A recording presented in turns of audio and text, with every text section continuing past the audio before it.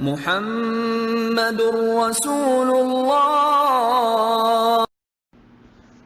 السلام علیکم ورحمۃ اللہ وبرکاتہ۔ آج میں انشاءاللہ تعالی آخر میں آپ لوگوں کے ساتھ قرآن کی ایک سورہ حامیم سجدہ کی جو میری پسندیدہ ترین آیات ہیں قرآن پاک کی، وہ شیئر کروں گی انشاءاللہ تعالی، اور میں بتاؤں گی کہ یہ مجھے کیوں اتنی زیادہ پسند ہے۔ لیکن اس سے پہلے کہ میں کتاب سے پڑھنا شروع کروں، پچھلی قسط میں غلطی سے ایک شعر پڑھ گیا تھا جو کہ صحیح علم کے برعکس تھا، یعنی وہ علم جو ہم کو اللہ تعالیٰ قرآن اور صحیح حدیث کے ذریعے دیتے ہیں، جو ہمیں ملا ہے بحیثیت ایک مسلمان کے، وہ شعر لکھنے والے نے، جو کہ لگتا ہے کسی ناز سے لیا گیا تھا، رسول اللہ صلی اللہ علیہ وسلم کے ساتھ غلو کرتے ہوئے لکھا کہ پہلے مصرعے میں شاعر کہتا ہے کہ بروز حشر شفاعت کریں گے چن چن کر۔ شفاعت کے بارے میں اللہ تعالیٰ نے آیت الکرسی میں اللہ تعالیٰ فرماتے ہیں، من ذا الذی یشفع عنده الا باذنہ یعلم ما بین ایدیہم وما خلفہم۔ بسم اللہ الرحمن الرحیم۔ اللہ تعالیٰ اس میں فرما رہے ہیں کہ کون ہے وہ جو اس کے ہاں سفارش کر سکے مگر اس کی اجازت سے، وہ جانتا ہے جو کچھ لوگوں کے سامنے ہے اور جو کچھ ان کے پیچھے ہے۔ یعنی کسی کو بھی اجازت نہیں ہوگی سفارش کرنے کی جب تک اللہ نہ چاہے۔ اللہ تعالیٰ آپ اپنے پیارے رسول صلی اللہ علیہ وسلم کو اجازت دیں گے، جب اجازت دیں گے کہ اب آپ سفارش کریں، تب آپ رسول اللہ صلی اللہ علیہ وسلم سفارش کریں گے، اور ان لوگوں کی کریں گے جن کی اللہ تعالیٰ کی طرف سے اجازت حاصل ہوگی، کیونکہ اللہ تعالیٰ فرماتے ہیں کہ وہ جانتا ہے جو کچھ لوگوں کے سامنے ہے اور جو کچھ ان کے پیچھے ہے۔ یعنی جب تک کہ وہ علم علیم و خبیر اور صرف اللہ تعالیٰ کی ذات ہے، جب تک کہ پورا علم ہی نہیں ہو کسی انسان کو، تو وہ کسی کے لیے بھی سفارش کیسے کر سکتا ہے؟ یہ ہم دنیا کے معاملات میں بھی دیکھتے ہیں، جب ہم کسی کے بارے میں اتنا جانتے ہی نہ ہوں تو ہم کیسے کہہ سکتے ہیں کون کیسا ہے؟ لیکن صرف اور صرف اللہ تعالیٰ یہ کی ذات ہے جو تمام اللہ تعالیٰ کی صفات ہیں کہ وہ لوگوں کے دلوں تک کی، ان کی نیتوں کی، ان کے ذہنوں میں کیا چل رہا ہے، ان کے اعمال، سب کچھ سے اللہ تعالیٰ واقف ہیں، اور وہی اجازت دیں گے کہ کس کی سفارش کرنی ہے اور کب کرنی ہے، تب پیارے رسول صلی اللہ علیہ وسلم سفارش فرمائیں گے۔ دوسرے مصرعے میں شاعر کہتے ہیں کہ غلام، جیسے انہوں نے جو مصرعہ کہا ہے کہ سارے غلاموں کے نام چن چن کر ان کو معلوم ہے، جیسے تو غلام کو عربی میں عبد کہتے ہیں، یا عبد کے معنی غلام کے ہوتے ہیں۔ غلام تو ہم سب اللہ تعالیٰ کے ہیں، یعنی تمام انبیاء کرام اور تمام رسول بھی صرف اور صرف اللہ کے غلام ہیں۔ تو ہم کلمہ توحید میں کیا پڑھتے ہیں؟ محمد عبدہ و رسولہ، یعنی محمد اس کے بندے ہیں، یعنی اس کے غلام ہیں اور اس کے رسول ہیں۔ تو یہ بھی ایک غلو کرنے کی ایک قسم ہے کہ یعنی کوئی بھی ہم میں سے کوئی بھی کسی رسول کا یا کسی نبی کا غلام نہیں ہے، بلکہ ہم سب لوگ اللہ کے غلام ہیں۔ اس طرح کی جو شاعری ہوتی ہے، یہ زیادہ تر نعتیہ شاعری میں اس طرح کے مصرعے اور اس طرح کی باتیں لکھی ہوتی ہیں، جس میں وہ لوگ انجانے میں یا علم کی کمی کی وجہ سے اس طرح کی شاعری کر دیتے ہیں، اس لیے بہت زیادہ محتاط رہنا چاہیے، اور کیونکہ اکثر و بیشتر یہ نعتیہ شاعری میں شرکیہ کلمات ہوتے ہیں۔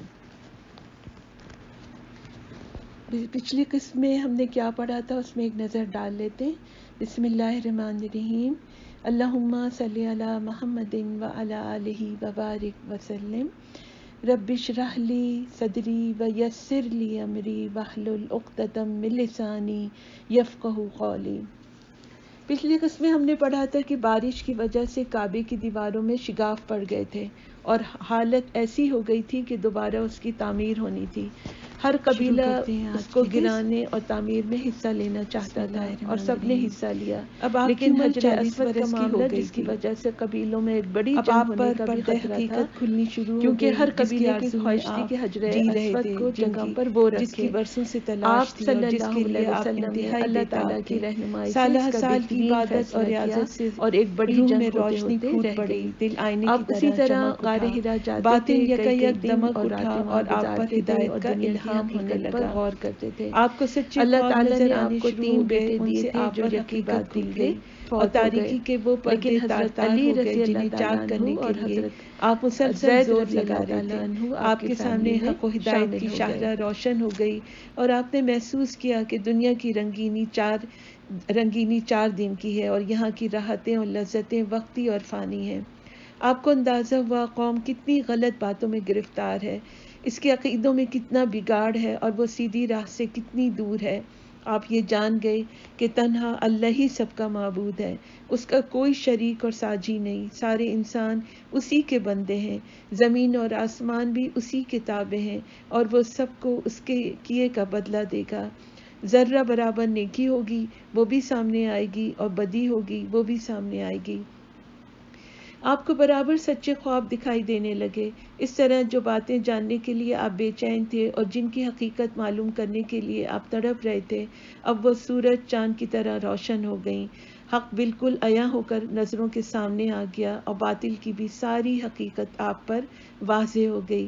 اس سے آپ کو بے حد خوشی ہوئی، دل گلاب کی طرح کھل اٹھا اور سینہ نور ایمان سے دمک اٹھا، لیکن ساتھ ہی گھبراہٹ طاری ہوئی اور خوف و دہشت سے برا حال ہو گیا۔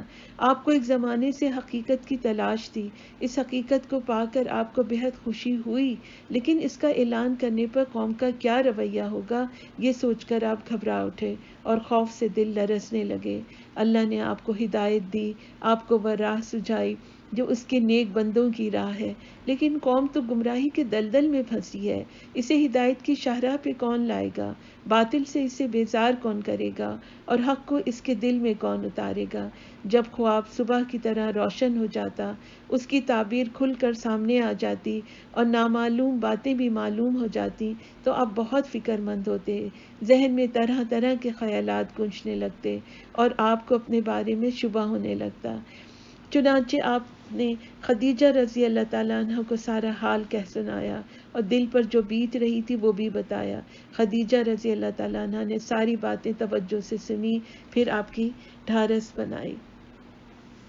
اس سال رمضان آیا تو آپ پھر غار حرا چلے گئے اور ہر چیز سے ہٹ کر غور و فکر اور عبادت میں لگ گئے۔ کسی وقت گھر والے بھی آ جاتے اور وہ آپ کو دیکھ کر اپنی آنکھیں ٹھنڈی کرتے اور کچھ کھانا پینا بھی رکھ جاتے۔ غریب محتاج بھی آتے رہتے اور آپ کی ثقافت سے سیراب ہوتے۔ یوں ہی رمضان کے کچھ دن گزر گئے۔ ایک روز آپ غار حرا میں آرام فرما رہے تھے، صبح کا وقت تھا، اچانک ایک فرشتہ دکھائی دیا، انتہائی حسین اور جمیل فرشتہ، ہاتھ میں ایک ریشم کا ٹکڑا بھی تھا۔ فرشتے نے کہا، اقرا، پڑھو۔ آپ بہت گھبرائے، ما اقرأ، مجھے پڑھنا نہیں آتا۔ اب آپ کو ایسا محسوس ہوا کہ وہ جسم مبارک کو بھینچ رہا ہو، پھر اس نے چھوڑ دیا اور کہا، اقرا۔ آپ نے فرمایا، ما اقرأ، مجھے پڑھنا نہیں آتا۔ یہ کہنا تھا کہ آپ کو پھر محسوس ہوا اور کہ وہ جسم مبارک کو بھینچ رہا ہے، پھر اس نے چھوڑ دیا اور کہا، پھر آپ نے فرمایا، ماذا اقرأ، کیا پڑھوں؟ فرشتے نے جواب دیا، بسم اللہ الرحمن الرحیم، اقرأ بسم ربک الذی خلق، خلق الانسان من علق، اقرأ وربک الاکرم الذی علم بالقلم، علم الانسان ما لم یعلم۔ پڑھو اپنے رب کے نام سے جس نے پیدا کیا انسان کو خون کی پھٹکی سے، پڑھو اور تمہارا مہربان رب ہی ہے جس نے قلم سے سکھایا اور انسان کو وہ کچھ سکھایا جو اسے معلوم نہ تھا۔ فرشتے کے بتانے پر آپ نے یہ پڑھا اور پڑھتے ہی ذہن پر نقش ہو گیا، پھر فرشتہ چلا گیا۔ اب آپ کھڑے ہوئے، خوف سے دل بیٹھا جا رہا تھا اور گھبراہٹ سے چہرہ اترا ہوا تھا۔ آپ سہمی سہمی نگاہوں سے غار میں ہر طرف دیکھنے لگے۔ حیرانی اور بدحواسی کا عالم تھا۔ دل ہی دل میں سوچنے لگے، ابھی مجھ سے کس نے باتیں کی ہیں، کون مجھے پڑھا کر گیا ہے؟ پھر تیزی سے غار سے باہر آئے اور پہاڑ کی گھاٹیوں سے گزرنے لگے۔ پورا جسم تھر تھر کانپ رہا تھا۔ دل میں بار بار خیال آتا کہ شروع میں جو خواب نظر آئے وہ تو بالکل صحیح نکلے، ان سے بہت سی نئی باتیں معلوم ہو گئیں، جس کی تلاش تھی وہ کھل کر سامنے آ گئی۔ لیکن وہ کون تھا جو ابھی یہاں کھڑا تھا؟ وہ کون تھا جو پڑھنے کو کہہ رہا تھا؟ اچانک ایک آواز آئی، محمد۔ آپ نے گھبرا کر سر اٹھایا تو دیکھا وہی فرشتہ آدمی کی صورت میں کھڑا تھا اور پکار کر کہہ رہا تھا، محمد تم اللہ کے رسول ہو اور میں جبریل ہوں۔ آپ کی گھبراہٹ اور بڑھی، خوف سے رونگٹے کھڑے ہو گئے اور دہشت سے قدم رک گئے۔ کبھی دائیں طرف اور کبھی بائیں طرف آپ دیکھتے، یہ صورت نظروں سے اوجھل ہو، لیکن جدھر دیکھتے وہی نظر آتا، جدھر رخ کرتے وہی موجود ہوتا۔ آگے بڑھیں یا پیچھے ہٹیں، نظریں نیچی کریں یا اوپر اٹھائیں، ہر طرف اور ہر جگہ وہی تھا۔ بہت دیر ہو گئی۔ آپ یوں ہی تھر تھر کانپتے رہے اور نہ جانے کیا کیا سوچتے رہے۔ ادھر بی بی خدیجہ رضی اللہ تعالیٰ عنہا نے غار میں آپ کے پاس آدمی بھیجا۔ آپ وہاں نہ ملے، رشتہ داروں کیا دکھوایا، وہاں بھی نہ تھے، یہاں وہاں دوڑایا، لیکن نہ ملنا تھا، نہ ملے۔ پھر فرشتہ چلا گیا اور آپ صلی اللہ علیہ وسلم خدیجہ رضی اللہ تعالیٰ عنہ کے پاس آ گئے، خوف سے لرزتے ہوئے، پسینے میں نہائے ہوئے۔ آتے ہی آپ نے فرمایا، مجھے کچھ اڑھا دو، مجھے کچھ اڑھا دو۔ فوراً بی بی خدیجہ رضی اللہ تعالیٰ عنہ نے چادر اڑھا دی، مگر آپ صلی اللہ علیہ وسلم کی حالت دیکھ کر وہ بہت گھبرائیں اور دل میں طرح طرح کے خیالات امڑنے لگے کہ کیا آپ کی طبیعت خراب ہو گئی یا کیا آپ پر کوئی آفت آ پڑی۔ پھر جب سکون ہوا، خوف کچھ دور ہوا اور جسم میں کپ کپی میں کمی ہوئی تو بولی، آپ تھے کہاں اور آپ کو کیا ہوا؟ آپ نے ان کی طرف دیکھا، نظروں سے بڑی بے بسی اور بے چارگی ٹپک رہی تھی، ایسا لگ رہا تھا گویا مصیبتوں کا پہاڑ ٹوٹ پڑا ہو۔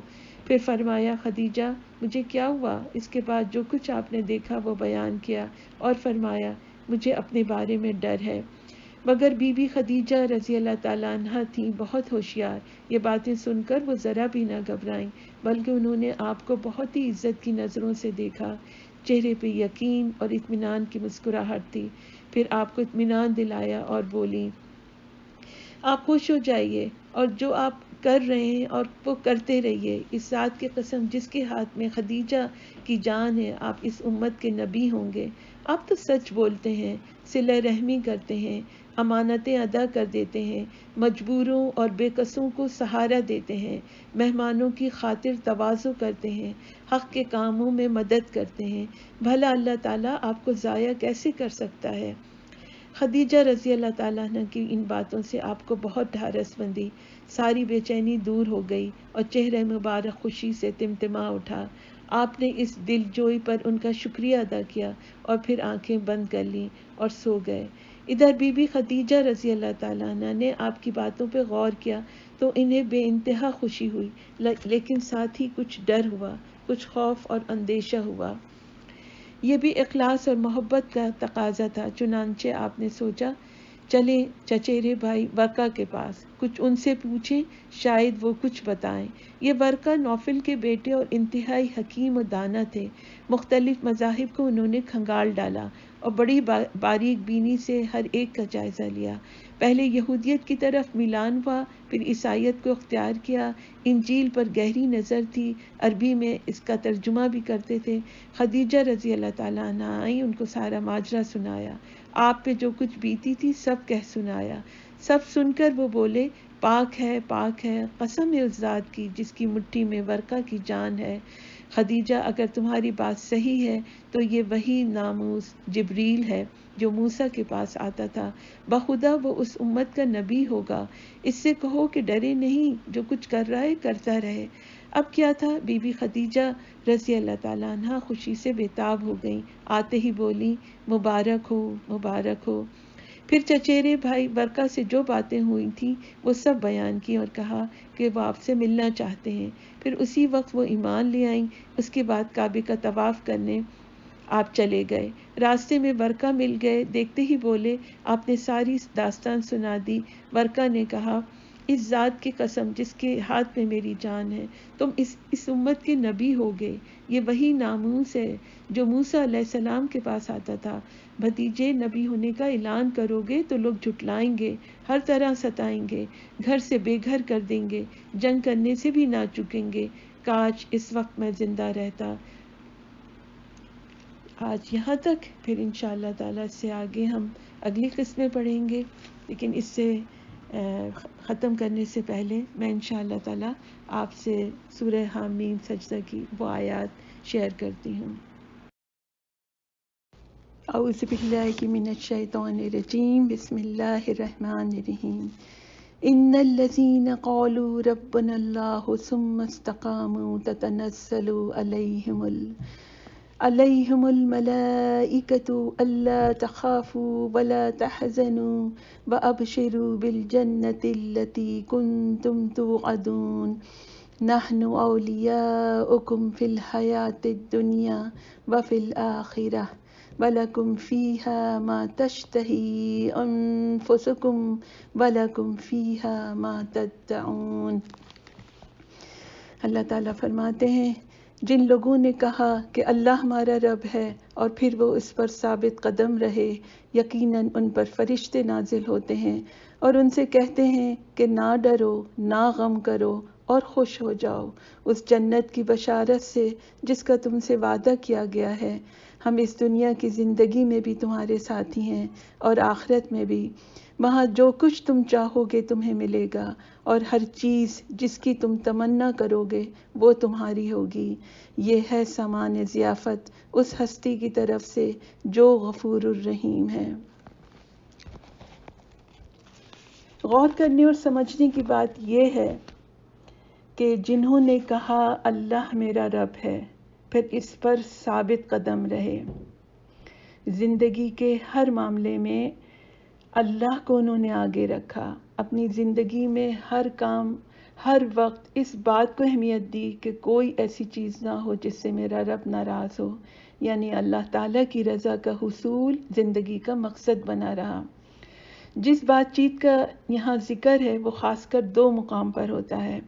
ایک جب کہ انسان کی موت کا وقت آتا ہے اور فرشتے اللہ کے حکم سے روح قبض کرنے آتے ہیں، تو جن کے ساتھ اللہ کے حکم سے اچھا معاملہ کرنا ہوتا ہے تو فرشتے اللہ کا سلام مومن بندے اور بندی تک پہنچاتے ہیں اور پھر کہتے ہیں نہ ڈرو، نہ غم کرو اور خوش ہو جاؤ اس جنت کی بشارت سے جس کا تم سے وعدہ کیا گیا ہے۔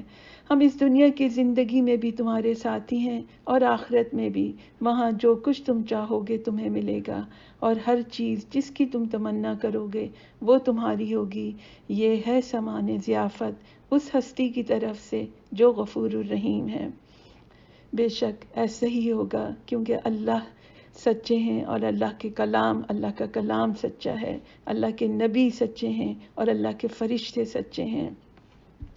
پھر دوسری جگہ یہ کلام بات چیت وہاں ہوگی جب انسان اللہ کے حکم سے، جب سور پھونکا جائے گا اور اس کے بعد ہر انسان اپنی قبر سے اٹھ کھڑا ہوگا، وہ ایک بالکل نئی دنیا ہوگی۔ بالکل اسی طرح جیسے نیو بورن بیبی دنیا میں آنکھ کھولتا ہے تو اس کے لیے سب کچھ نیا ہوتا ہے، لیکن فرق یہ ہوگا کہ اس دنیا میں آنے والا انسان اکیلا نہیں رہتا، بلکہ نہ صرف ماں باپ بلکہ ہر انسان کے دل میں اللہ نے بچے کے لیے نرمی، رحم اور شفقت ڈالی ہوتی ہے۔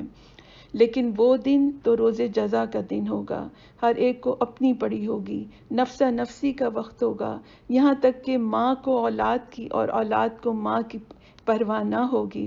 سوچیں ایسے حالات میں اللہ تعالیٰ کے حکم سے فرشتہ آتا ہے اور کہتا ہے کہ نہ ڈرو، نہ غم کرو، ہم تمہارے ساتھ ہیں، تو اس سے اچھی اور زبردست بات کیا ہوگی اور کیا ہو سکتی ہے؟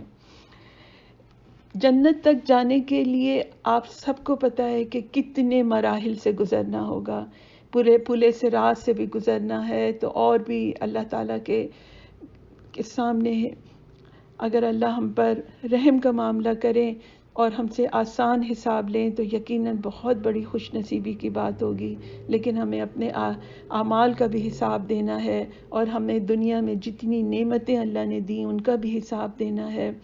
ہر جگہ فرشتے ہمارے ساتھ ہیں، ہمارا ہاتھ تھامے ہوئے ہیں، اور ہم اکیلے نہیں ہیں۔ تو اس سے اور جو ہماری یعنی ہمیشہ ہمیشہ کی زندگی ہوگی، اور اس میں ہمیں اتنا زبردست ہاتھ اللہ کی رحمت سے ملا ہوگا، تو اس سے زیادہ اچھی اور کامیابی کی بات اور کیا ہو سکتی ہے۔ اللہ تعالی ہم سب کو ان میں سے بنائے، آمین یا رب العالمین۔ انشاءاللہ تعالی میں آپ کو اللہ کے رسول صلی اللہ علیہ وسلم کی وہ حدیث پڑھ کے سناؤں گی اپنے کسی قسط میں انشاءاللہ تعالی، جس میں آپ رسول اللہ صلی اللہ علیہ وسلم نے پورا نقشہ کھینچا ہے کہ انسان کی جب روح قبض کرنے فرشتے آتے ہیں، اس وقت سے لے کر عالم برزخ تک اس کے ساتھ کن کن چیزوں سے وہ گزرتا ہے۔ انشاءاللہ تعالی آپ اس بات کا اطمینان رکھیے گا کہ یہ علم بھی میں نے جو کچھ آپ تک پہنچایا ہے مستند اور صحیح ذرائع سے، اور وہ اسکالرس کو سن کر میں نے یہ جمع کیا، یہ معلومات جن کے لیے اطمینان ہے کہ وہ ان کے ذرائع جو ہیں علم کے وہ مستند ہیں، اور انشاءاللہ میں ہمیشہ یہی کوشش کروں گی کہ بالکل صحیح علم آپ تک پہنچاؤں، اور میں اللہ سے دعا کرتی ہوں کہ اس کے ایک ایک لفظ میں آپ کے لیے بھی اور میرے لیے بھی اللہ تعالیٰ اثر رکھے اور ہمیں عمل کی توفیق دے، اور ہم اللہ کو راضی کرنے کی کوشش میں ہر وقت لگے رہیں۔ آمین یا رب العالمین۔ سبحانک اللہم ربنا وبحمدک نشہد ان لا الہ الا انت نستغفرک ونتوب الیک۔ السلام علیکم ورحمۃ اللہ وبرکاتہ۔